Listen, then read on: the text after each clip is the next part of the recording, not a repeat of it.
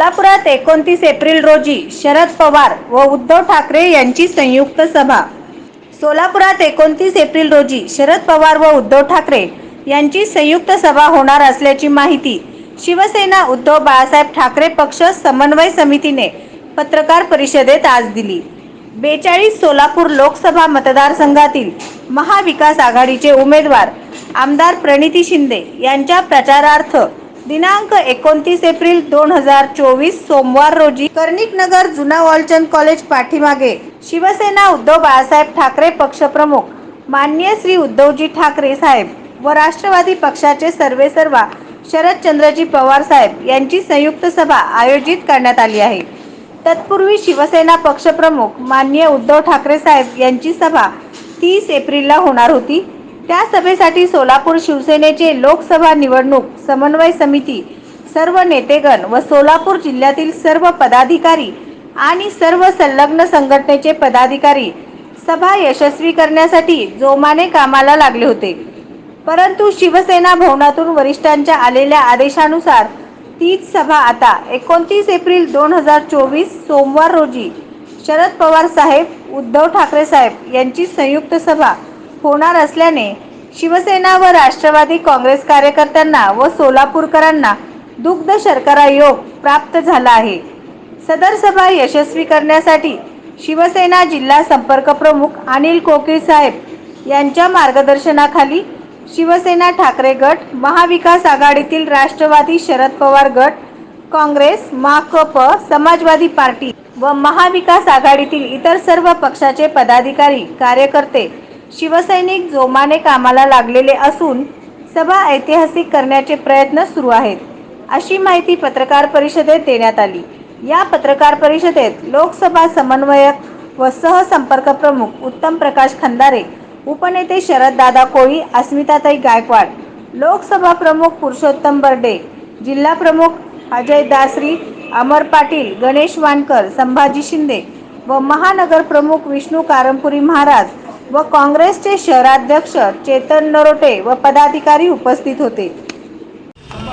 सोलापूर लोकसभेच्या माध्यमातून सोलापूरसह या राज्यामध्ये 35 पेक्षा अधिक खासदार निवडून आणण्यासाठी महाआघाडी सज्ज झालेली आहे आणि त्याचाच परिपाक म्हणून या ठिकाणी महाविकास आघाडीच्या माध्यमातून प्रचाराची रणधुमाळी या ठिकाणी सोलापूर लोकसभेमध्ये सुरू झाली। परवाच नुकतीच आदरणीय नेते, राष्ट्रीय नेते राहुल गांधी यांची सभा झाली आणि उद्या 29 एप्रिलला आदरणीय शिवसेना पक्षप्रमुख उद्धवजी ठाकरे साहेब आणि त्याचबरोबर आदरणीय राष्ट्रवादीचे सर्व नेते शरद पवारजी साहेब यांची संयुक्त जाहीर सभा होणार आहे आणि त्या सभेच्या निमित्तानं आपल्या माध्यमातून सोलापूर लोकसभेतील जनतेला आवाहन करावं, सभेला जास्तीत जास्त लोकांनी विचार ऐकण्यासाठी यावं, अशा पद्धतीचं एक नम्रतेचं आवाहन आपल्या माध्यमातून पोहोचवण्यासाठी। ठिकाण कुठे ठिकाण ही कर्णिकनगर चिल्ड्रन पार्कच्या शेजारी जे मैदान आहे त्या मैदानामध्ये 29 एप्रिलला संध्याकाळी 7 वाजता सभा होते। 7 वाजता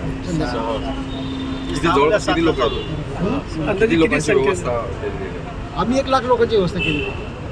जाहीरनाम्यामधले जे मुद्दे सध्याला मांडले जात आहेत उद्धव ठाकरे यांच्याकडून, त्या मुद्द्याला लोकांकडून कशा पद्धतीने प्रतिसाद मिळतो असं वाटतं? खूप प्रचंड प्रतिसाद। आता मुद्दे मांडण्याची गरज नाही, तर पाठिंबा घेऊन लोकच उद्धव ठाकरेच्या पाठीमागे आहेत। मी आपल्याला अत्यंत जबाबदारीने आणि जाहीरपणाने या ठिकाणी सांगू इच्छितो, विशेषतः मुस्लिम समाज हा उघडपणे उद्धव ठाकरेचं नेतृत्व मान्य करून उद्धव ठाकरेच्या नेतृत्वाखाली, विचाराखाली त्या ठिकाणी लोकसभा जिंकायची अशा पद्धतीचा विचार घेऊन आमच्या पाठीशी ठामपणे उभारलेला आहे। आणि म्हणून कोविडमध्ये मुख्यमंत्री म्हणून त्यांनी केलेलं काम असू द्या किंवा आजपर्यंत साधेपणाने केलेलं काम असू द्या, हे लोकांना खूप भावलेलं आहे आणि यामुळे उद्धव ठाकरेंना जिंकण्यासाठीच वचन जाहीरनामा आपलं नाहीच आहे, आपलं वचननामा ते आहेत, परंतु उद्धव ठाकरे जे बोलतात ते करतात ते महाराष्ट्राने अनुभवलेलं आहे आणि म्हणून ते शरद पवार साहेबांच्या बाबतीत तेच आहे, काँग्रेसच्या बाबतीत तेच आहे आणि आता महाविकास आघाडी भक्कम आहे।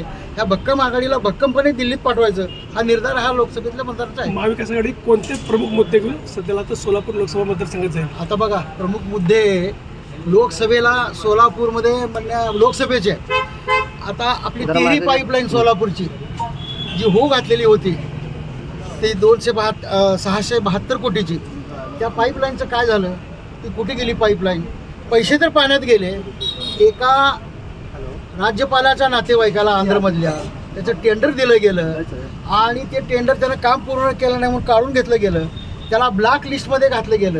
तोच ब्लॅक लिस्टमधला माणूस आज त्या ठिकाणी पुन्हा त्यांनी ते रिटेंडर घेतलेलं आहे, ज्याला टेंडर देताच येत नाही.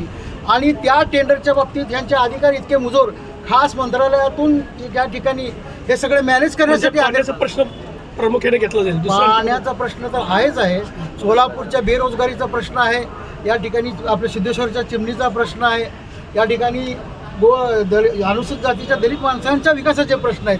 आणि या 10 वर्षामध्ये जो विकासाचा मोठा बॅकलॉग निर्माण झालेला आहे तो भरून काढण्याचे चॅलेंज आमच्यावरती आहे आणि ते आमचे उमेदवार सक्षमपणे भरून काढतील. म्हणूनच मी आत्ता सांगितलं की प्रणिती शिंदे या नुसत्या उमेदवार नाहीत, तर त्या सक्षम पर्याय जो ह्या सोलापूरचा विकास दिल्लीपर्यंत नेऊन सोलापूरचा विकास घडवून आणतील अशा प्रकारची लोकांची भावना आहे. ओके.